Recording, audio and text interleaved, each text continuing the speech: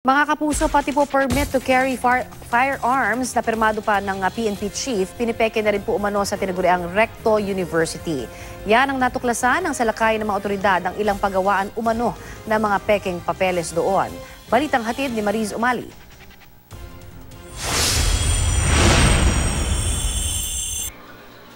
Kasunod ng raid sa Recto Avenue kung saan 5 namemeke umano ng mga ID at dokumentong nadakip. Sinalakay naman ng mga taga-PNP CIDG ang barong-barong na ito sa Rectong pero wala ng tao sa loob. Ang nadatnan, malaking printer, computer set, cutter at mga peking government IDs. Sa di kalayuan, ni-raid din ang paggawaan umano ng iba't ibang dokumento. Kabilang sa mga nakumpiskang peking dokumento ay transfer certificate title, birth certificate, tax clearance at passport. Pati pamimeke ng permit to carry firearms na may pirma pa ni PNP Chief Director General Ronald Bato de la Rosa ay talamak na rin dito. Especially yung mga PTC at peking PTC. So kung hindi mo ma-check yun that it's fake, so the guy can easily get out and bring his firearm with him without being actually arrested. Malaki ito, ma'am eh.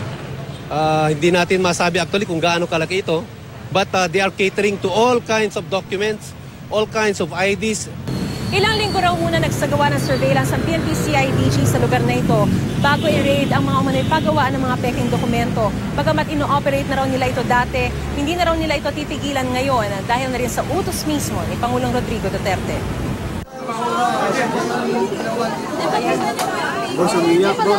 Naiyak na lang ang tinderang inabutan ng mga pulis sa paggawaang ito. Wala raw kasi ang may-ari at nasa Cebu. Kung mami, kasi hindi naman kami namimiki. Yung mga nakita po dyan, mga Xerox copy lang po, mga naiiwat.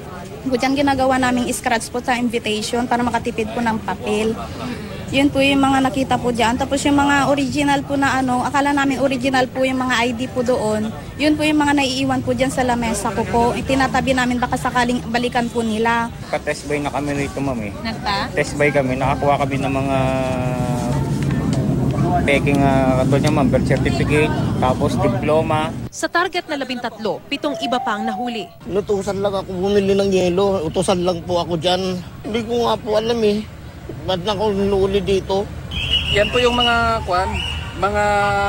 form na plastic na ginagawang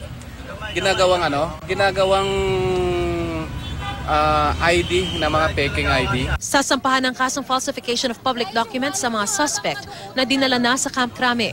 May nakuha ring video karera at fruit game machine kaya pwede ring makasuhan ng mga suspect ng illegal gambling. Mariz Umali, GMA News.